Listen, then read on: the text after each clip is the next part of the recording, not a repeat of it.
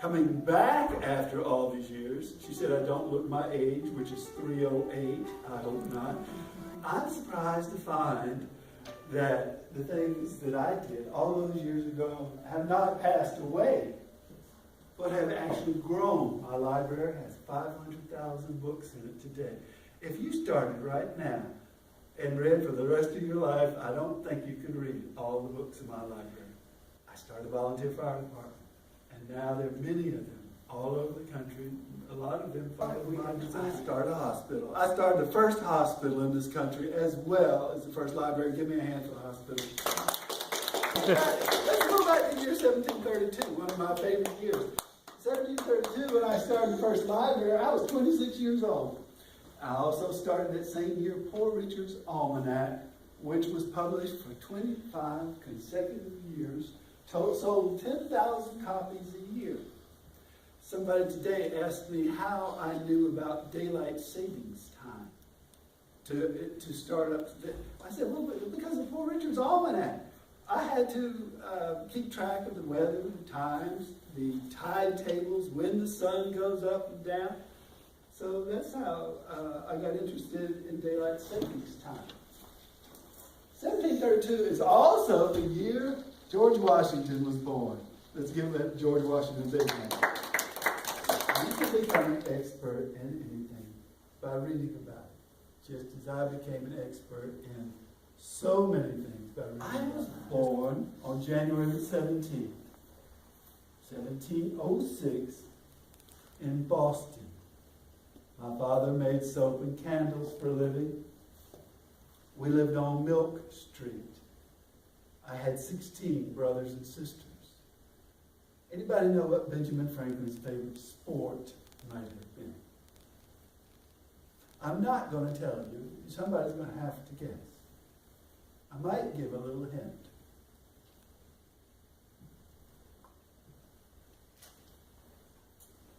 Soccer.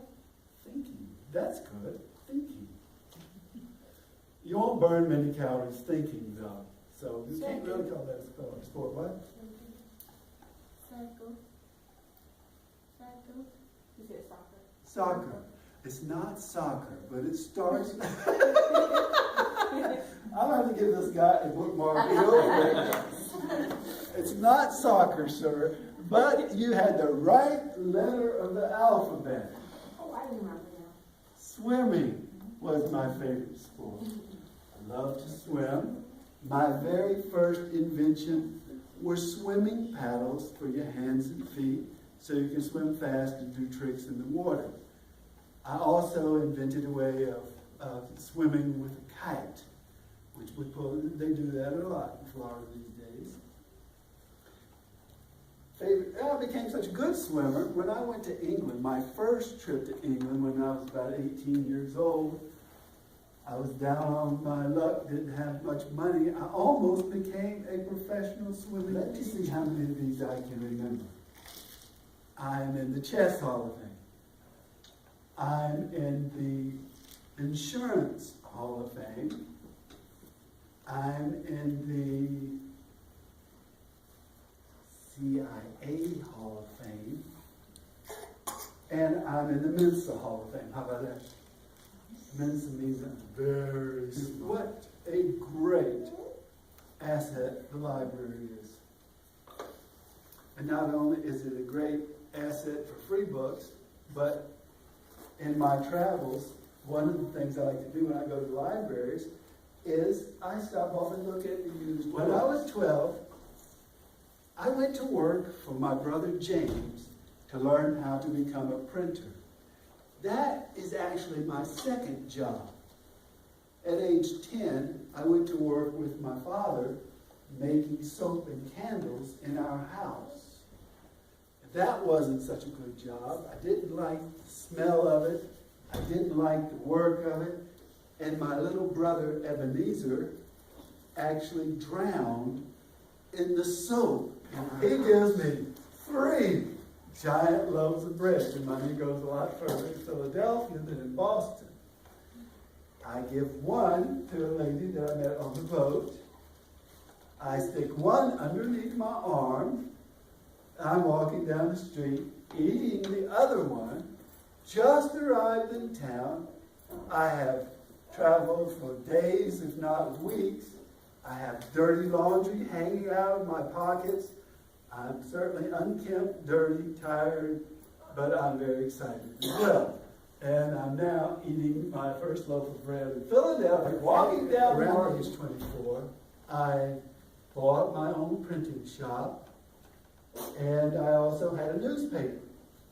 And I was on my way to success. Things that I printed in my newspaper, books, newspaper, I printed. Anybody know words of wisdom that Ben Franklin said? Apple a day keeps the doctor away. Okay, we've got that one. Do we have any more? Way to get an old man share will with. Okay, we got that one. A Rolling Stone gathered. Penny saved is penny earned. Now, we will definitely give Ben Franklin credit for that one, for sure. Rolling Stone gathers no moss. I'm not sure about that. I was introduced to an audience once by a school principal who said, "We have with us today Benjamin Franklin, third in importance among the founding fathers. After George Washington and Thomas Jefferson, he said I was third." Well, this is the question I have for you. If George Washington is on the $1 bill, Thomas Jefferson is on the $2 bill, and Benjamin Franklin is on the $100 bill, who do you think is the most important? I'll give you another. At the age of 42, now we're already up to 42. I'm not quite world famous yet, but it's coming. At age 42, I fall in love with electricity. And I began making electrical experiments. And the first thing I do is quit my job and retire. Because I'm going to spend the next 42 years of my life helping my community and country. And I've been doing that since when I was 21 or earlier. I ask myself the same question every day. What can I do today to help my community? And that was Benjamin Franklin's magic question.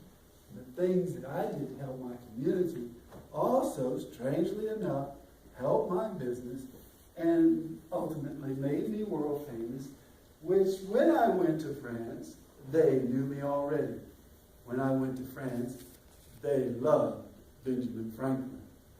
And that was the only way I could have gotten France to come into the Revolutionary War, which again is the most important thing in my, you know about how many babies were born in my hospital?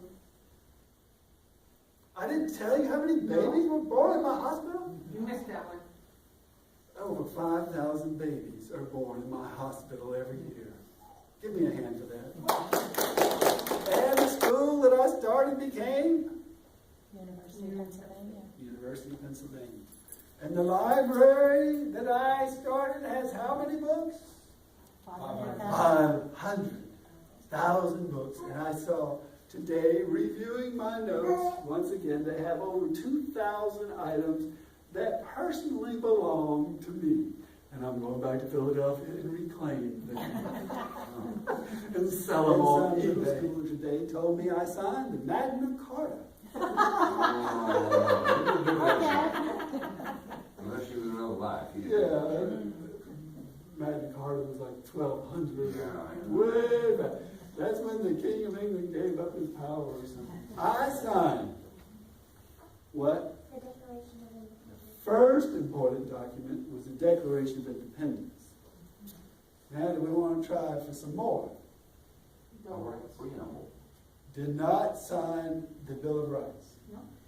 Did sign the U.S. Constitution. So those are the two.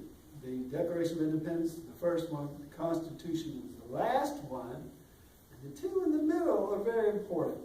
The Treaty of Alliance brought France into the Revolutionary War, which pretty much assured America gaining its independence from England, which would not have happened probably. It took 8 years with France's help, a world power, for us to gain our independence. Without it, probably would not have happened. And then the Treaty of Paris in 1783 settled the Revolutionary War with a very favorable peace treaty for us. And I was very happy to have worked on that and done most of the best work on that. Other people came in and messed it up a little bit.